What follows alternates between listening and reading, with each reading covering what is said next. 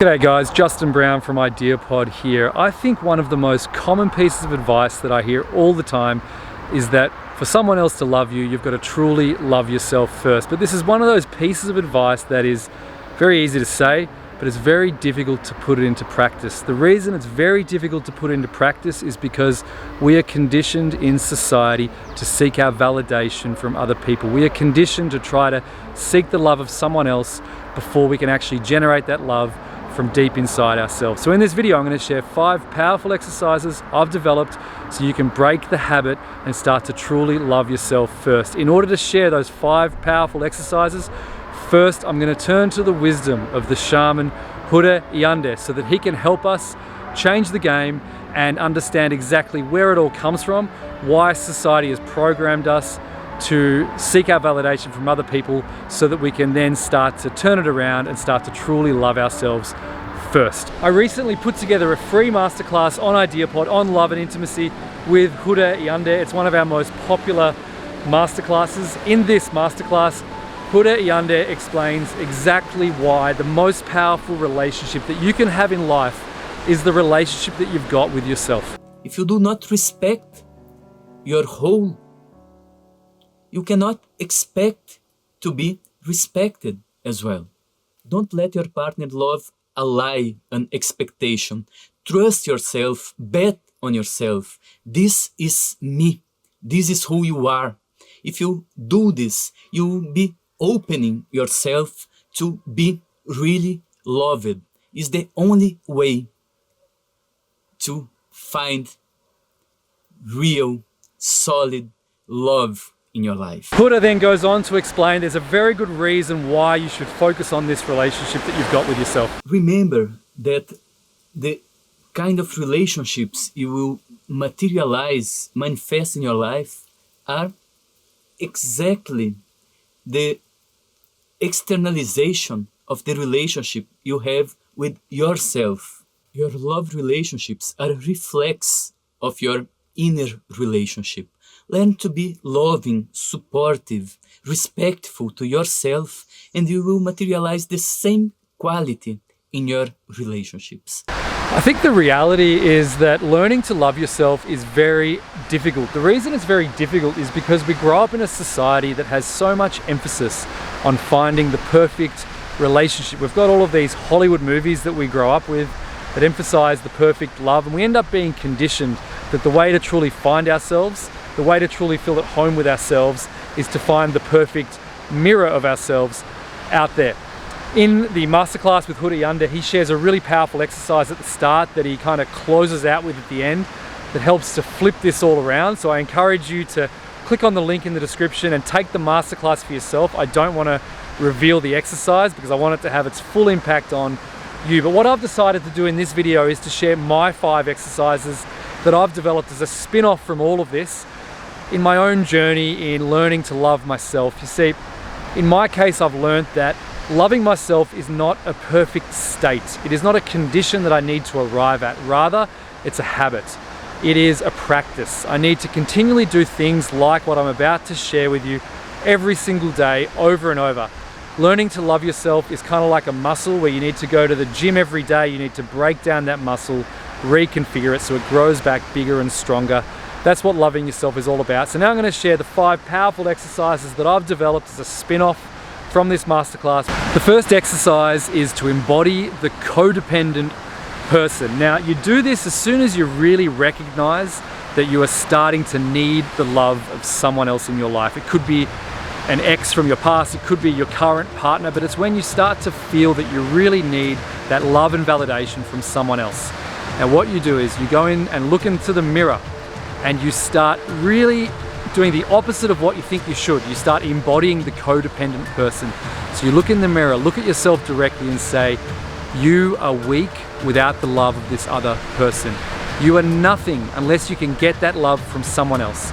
See, rather than doing the opposite and trying to force ourselves to love ourselves, we're going in completely the opposite direction so that we can start to dissolve the strength of that need that exists deep within us. I got this from the masterclass with Huda Yande, and here's how he explains it.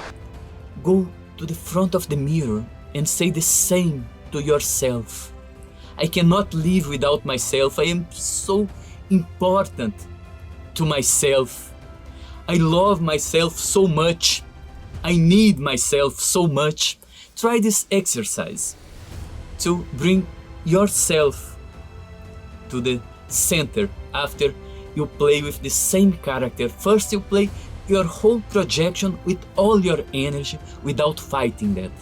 Then you put yourself in the place where you usually put your partner.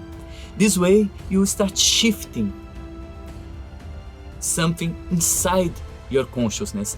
That really is a powerful exercise. It's counterintuitive, which is what I think helps it to really get you deep. Now, the second exercise is to build a list of the things that you love about yourself. Now, we need to do this in a slightly different way. So, sit down with a pen and paper and ask yourself, what are the things that you want others in your life to love about yourself? What are the character traits that you've got that you wish others would appreciate more and more in your life? What are the qualities that you've got? What are the actions that you regularly undertake that you just want others to recognize and love about you? So build that list, enjoy building the list, enjoy focusing on those qualities. Once you've built that list, then sit down with the list and take some time to truly love yourself for having those qualities.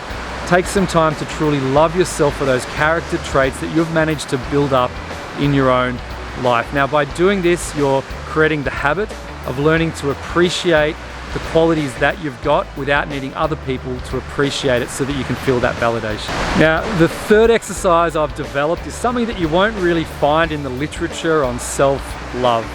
The third exercise is to help someone that genuinely needs your help. So think through, is there something that you can do today to help someone in need? Now, we need to do this with a slight difference. I'm going to ask you to try to help someone where there is no way that they're ever going to find out that it was you that helped them. It could involve contributing to a charity. It could involve many different things, but the key is that the person that you help will never find out that it was you. The reason that we want to start to do this is because we get into the habit of helping people without needing their validation, without needing their recognition, without needing any sort of applause from anyone in society. We just start to get into the habit of helping people around us, and we're simply doing that because that's the person that we are, and we can really recognize and appreciate that about ourselves, that we are someone that acts in service to others without them needing to know about it. The fourth exercise is to do something that you're passionate about. Now, in my case, I absolutely love my morning runs. I love running in environments like this, but also I love running through the streets. And when I'm running, I love seeing the people that I cross paths with. I love just embracing the landscapes that are around me. I get a huge buzz from it. So what I do is that about 2 out of every 3 mornings I wake up and I go for a pretty long run. But rather than just doing it as a habit or a routine, I consciously take the time to appreciate the fact that I am taking myself running. I'm in a relationship with myself. It's like I'm taking myself out on a date. Now, running is something that I'm really passionate about. It really drives me, but you're going to have your own things that you're passionate about. So think through, what are those things that give you a lot of passion, a lot of drive, that bring you a lot of joy, and start making it a routine where you take yourself out doing it, where you spend time with yourself. You're basically taking yourself out on a date, and you are building this relationship that you've got with yourself. Now, the fifth exercise is to upgrade the story that you tell about yourself. So this is the story of who you are.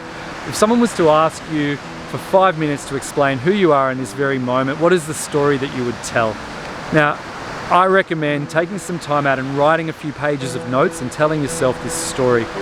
As you tell yourself this story of who you are, ask yourself, are you telling your story in reference to the people in your life? Are you telling the story about who you are in reference to failed relationships from the past? Are you telling this story in reference to your current relationships?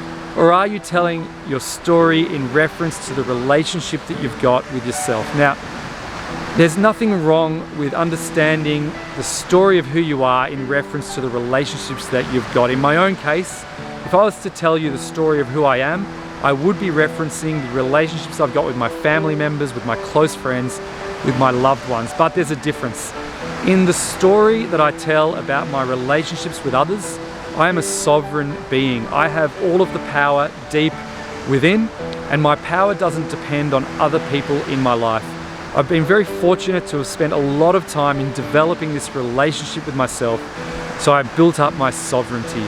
As you tell this story about who you are, ask yourself, does the power that you generate from within rely on other people's approval, other people's recognition, or does this power come from the relationship that you've got genuinely and authentically with who you really are deep down? Now, this is a very key point, I think, for those of us who are seeking to find ourselves and to live a fulfilled life.